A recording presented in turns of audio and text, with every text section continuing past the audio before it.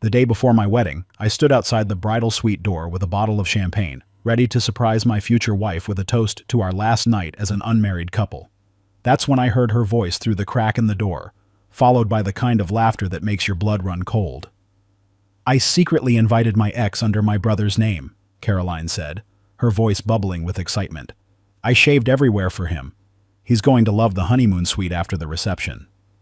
Her bridesmaids howled with laughter. Someone, probably her best friend Jenna, said, "You're terrible. Poor Marcus has no idea what's coming." I stood there frozen, champagne bottle sweating in my hands, listening to my fiancée plan her betrayal for our wedding night. But I didn't burst through that door. I didn't make a scene. Instead, I walked away quietly, pulled out my phone, and started making calls. By the time Caroline woke up the next morning, her perfect plan would be in ruins, and she'd learned that some men don't just roll over when betrayed. Before we continue, if you're enjoying this story, please hit that subscribe button and drop a comment below. Your support means everything, and I love reading your thoughts. And don't forget to smash that like button. It really helps the channel grow. My name is Marcus Rafferty. I'm 34 years old, and I run a successful commercial real estate firm in Portland. 3 days ago, I thought I had everything figured out. Beautiful fiancé, check. Dream wedding planned down to the last detail, check. Future that looked bright and promising, check. Now I was standing in a hotel hallway realizing my entire relationship had been built on lies. Caroline Webb and I met 2 years ago at a charity auction. She was working as an event coordinator, the kind of woman who commanded a room without seeming to try. Dark auburn hair, green eyes that seemed to hold secrets, and a smile that made you feel like you were the only person who mattered. When she laughed at my terrible joke about commercial zoning regulations, I knew I was done for. Our courtship was straight out of a romantic movie.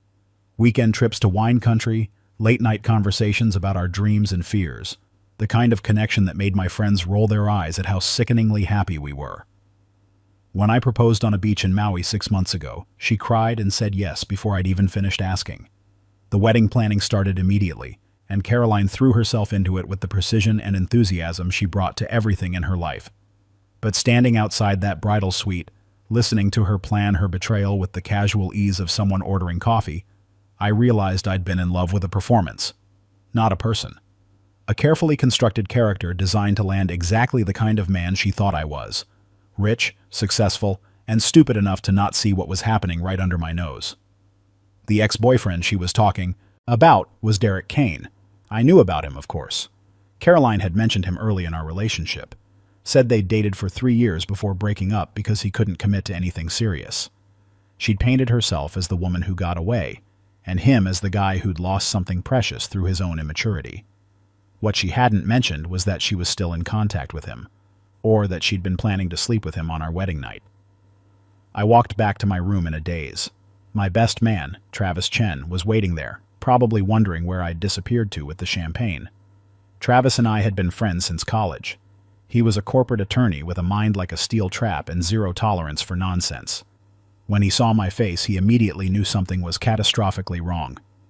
"Marcus," Travis said, standing up from the couch. "What happened?" I told him everything I'd overheard.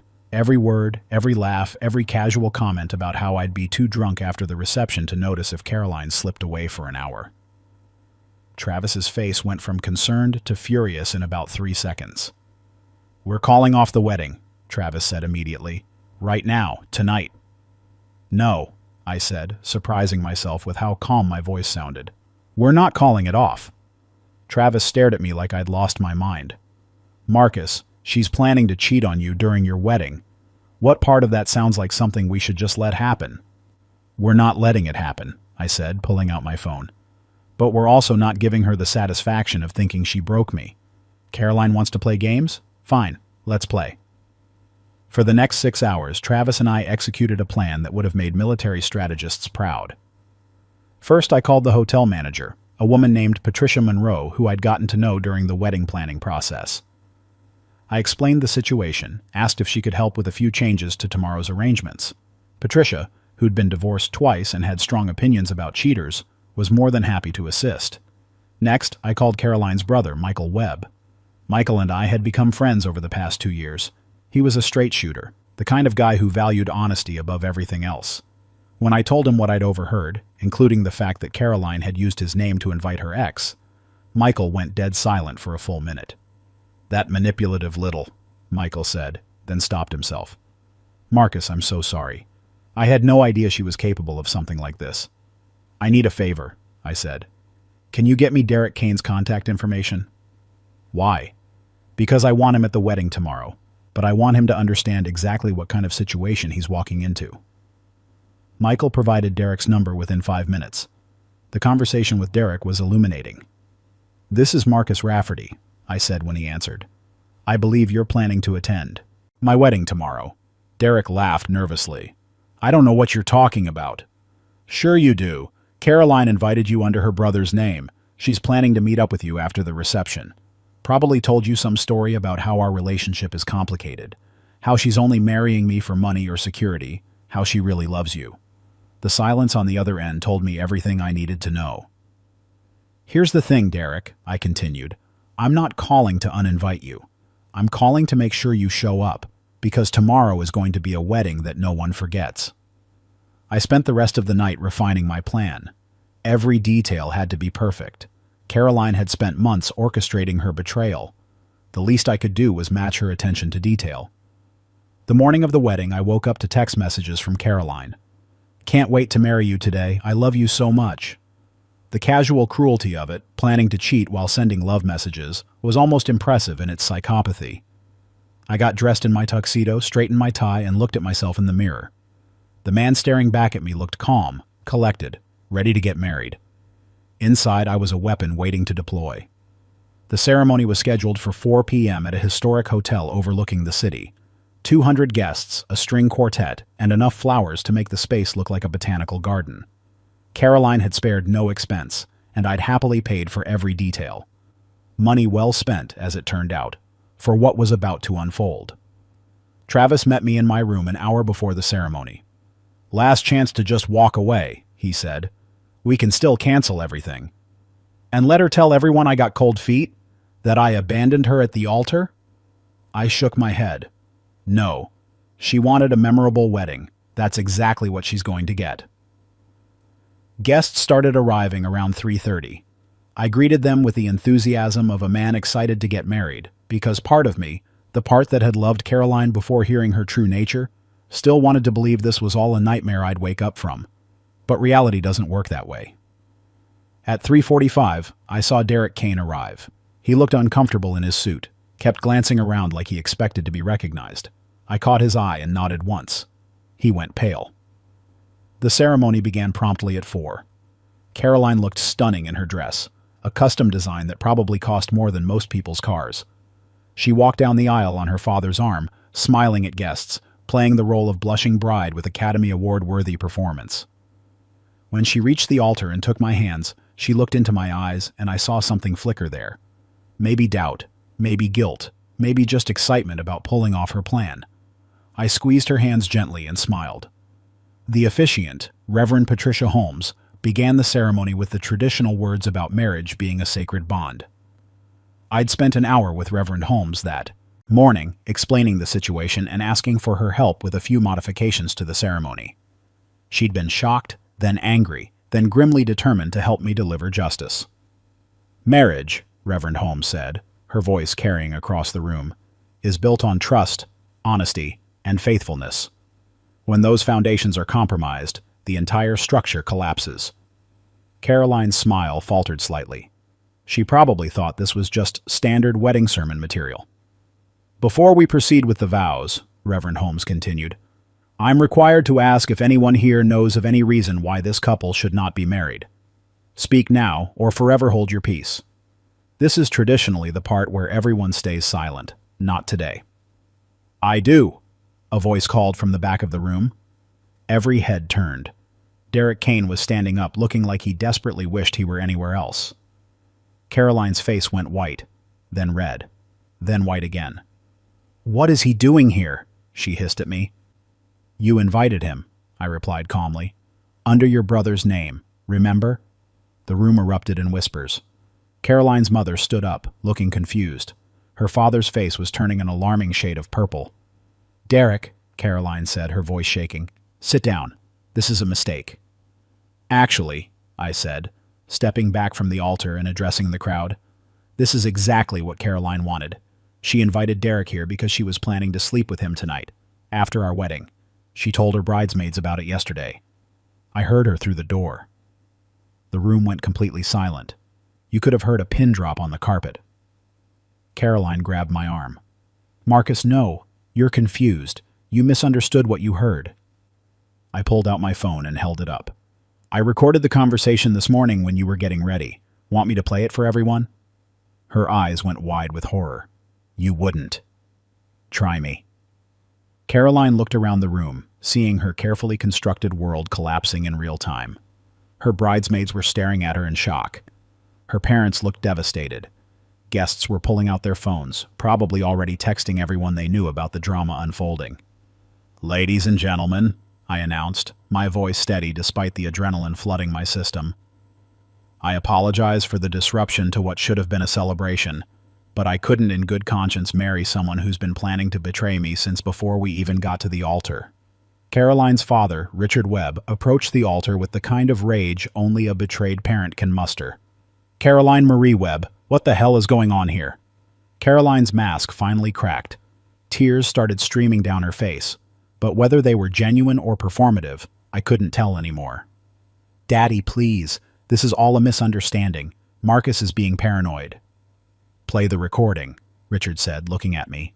I did. The audio quality wasn't perfect, but Caroline's voice came through crystal clear. Her laughter as she described inviting Derek. Her excited comments about what she planned to do. Her casual dismissal of our marriage vows before we'd even taken them. When the recording ended, the silence was even more complete than before. Caroline was openly sobbing now. Her mother had sat down heavily, hand over her mouth. The bridesmaids were backing away like Caroline had suddenly become radioactive. "I think," Reverend Holmes said into the silence, "that answers the question about whether this marriage should proceed." I looked at Caroline one last time. "You wanted a memorable wedding. Congratulations, you got one."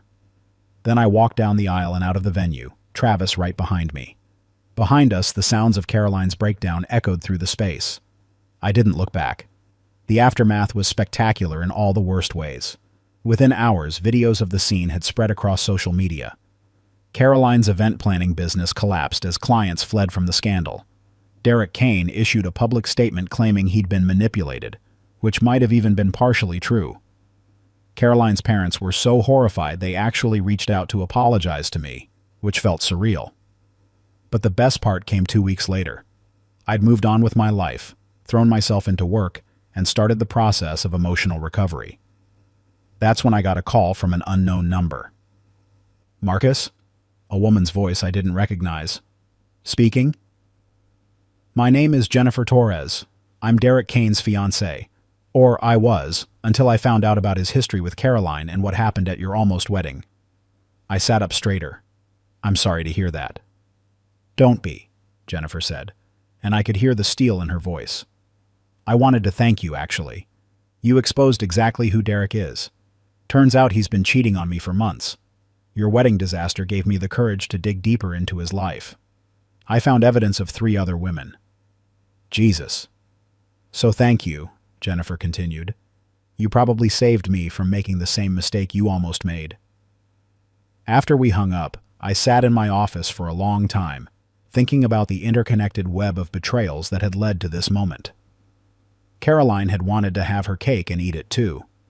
Derek had been playing multiple women against each other, and I'd almost been the sucker who made it all possible by providing the financial stability Caroline wanted while she pursued her real desires elsewhere. 6 months later, I'm doing better than I ever thought possible. My business is thriving. I'm dating someone new, a woman named Rachel who works in urban planning and has absolutely no interest in games or manipulation. She laughed when I told her the story of my almost wedding, then got serious and said, "Anyone who would do that to someone they claim to love isn't worth your time or energy." She was right, of course. Caroline tried to reach out a few times in the months after the disaster. Apologetic text messages, tearful voicemails, even a handwritten letter delivered to my office. In the letter, she claimed she'd made a terrible mistake, that she'd been confused and scared about commitment, that she truly loved me and wanted another chance. I read the letter once, then threw it in the trash. Some bridges don't just burn, they explode, and trying to rebuild them is pointless. Travis still brings up the wedding occasionally. That was the most satisfying thing I've ever witnessed, he told me over drinks last month. The look on her face when you played that recording? Priceless. I'm just glad it's over, I said. You know what the best part is? Travis continued. You didn't let anger make you stupid. You didn't trash the venue or get violent or do anything that would have made you look bad. You just exposed the truth and walked away. That's class. Maybe, or maybe it was just self-preservation. I'd built my life on making smart decisions and calculated risks. Letting emotion override logic would have been the biggest betrayal of all, not to Caroline, but to myself. Michael Webb, Caroline's brother, and I still grab coffee occasionally. He apologized at least a dozen times for his sister's behavior before I finally convinced him that he wasn't responsible for her choices. She's living in Seattle now, Michael told me during our last meeting, working as a receptionist at a dental office. Apparently, word got around in the event planning community and nobody would hire her. How do you feel about that? I asked. Michael thought about it for a moment. Honestly, I think she got exactly what she deserved. Actions have consequences. She spent years building a reputation, then destroyed it in one afternoon by being a terrible person. That's on her, not you. I've thought a lot about the nature of betrayal in the months since the almost wedding. Caroline didn't just plan to cheat. She orchestrated an elaborate deception, involved her friends in the conspiracy, and felt comfortable enough to laugh about it. That level of calculation suggests she'd probably been dishonest throughout our entire relationship. I just hadn't been paying attention to the signs. Looking back, there were red flags I'd ignored. The way she'd get defensive when I asked about her phone conversations. The mysterious girls' nights that seemed to happen more and more frequently. The emotional distance that had started creeping into our interactions about 6 months before the wedding. I'd attributed it all to wedding stress, never imagining that stress might be coming from maintaining dual relationships while planning a marriage to the wrong person. But here's the thing I've learned. You can't build a life with someone based on who you hope they'll become or who they pretend to be. You can only build it on who they actually are. And Caroline showed me exactly who she was when she thought I couldn't hear her. The wedding venue refunded half my deposit after I explained the situation. The caterer was less sympathetic, but agreed to a 25% refund. The florist kept everything because apparently broken engagements don't count as grounds for refunds in her contract. All told, I was out about $30,000, best money I ever spent. Because the alternative was spending the rest of my life married to someone who saw me as a resource to exploit rather than a partner to cherish. $30,000 to avoid decades of betrayal? That's the bargain of the century. I ran into Derek Kane about 4 months after everything happened. We were both at a business conference downtown. He saw me, considered walking the other way, then apparently decided to face the music. Marcus, Derek said, approaching me cautiously, I owe you an apology. You really don't, I replied. You did me a favor, even if that wasn't your intention. Caroline told me you two were basically over, that the wedding was just for show, that you had some kind of arrangement. He shook his head. I'm not trying to excuse what I did. I'm just saying she's a really convincing liar. She is, I agreed. Which is why I'm glad I found out before legally binding myself to her for life. Derek nodded. Jennifer left me. Found out about everything. My whole life imploded because I was stupid enough to believe Caroline's lies. I almost felt sorry for him. Almost. But Derek had made his own choices, just like Caroline had made hers. They'd both gambled on getting away with betrayal and lost.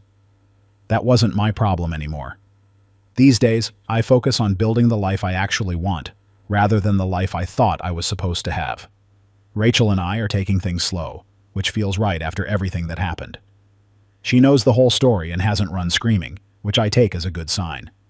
Last week, we were having dinner at a restaurant downtown when Rachel asked me a question I'd been thinking about a lot. Do you ever regret how you handled the wedding? Like, do you wish you just called it off privately instead of making it public? I thought about it carefully before answering. No, I said finally. Caroline was planning to publicly humiliate me by cheating on our wedding night. She was going to smile at me at the reception, dance with me in front of our families, then sneak off to sleep with her ex. That's not the kind of person who deserves a quiet, dignified end to the relationship. Rachel nodded slowly. So, it was about making sure everyone knew the truth. It was about making sure she couldn't spin the story, I corrected. If I'd called off the wedding privately, Caroline would have told everyone I got cold feet or had commitment issues or some other lie that made her the victim. This way, everyone knows exactly what happened and why. Fair enough, Rachel said. Then she smiled. Though I have to say, for a guy who got spectacularly betrayed, you seem pretty well adjusted.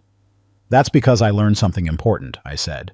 You can't control what other people do to you, but you can control how you respond. I chose to respond by walking away with my dignity intact and my future possibilities unlimited. Caroline chose to respond by lying and manipulating. We both have to live with those choices now. The truth is, I don't think about Caroline much anymore. She's become a cautionary tale I share occasionally when the situation calls for it. A reminder that no matter how much you think you know someone, people can still surprise you with their capacity for deception. But she also taught me something valuable, that loving someone isn't enough if they don't love you the same way. That trust has to be earned and maintained, not demanded or assumed. And that sometimes the best thing you can do when someone shows you who they really are is believe them the first time and act accordingly. If I could go back and change anything about how I handled the situation, I wouldn't. The public exposure was necessary, not for revenge, but for truth. Caroline had spent months building a narrative where I was the stable but boring guy she was settling for. She'd positioned herself as the prize I was lucky to win. The wedding disaster shattered that narrative completely and replaced it with the truth. She was the manipulator, and I was the one who got away. So yes, my almost wedding became a viral scandal. Yes, my ex-fiancée's life fell apart in spectacular fashion, and yes, I orchestrated the whole thing with cold calculation. But I don't lose sleep over it. Because sometimes justice and revenge are the same thing, and sometimes the best way to respond to betrayal is by making sure everyone knows the truth. Caroline wanted a memorable wedding. She got one, just not the way she planned. If you found this story powerful, if it reminded you that betrayal can happen to anyone but defines neither your worth nor your future, please like this video and share it with someone who might need to hear it. Leave a comment below about how you've overcome betrayal in your own life, and don't forget to subscribe to the channel for more stories about ordinary people standing up for themselves in extraordinary ways. Because everyone deserves respect, honesty, and the courage to walk away when those things aren't reciprocated.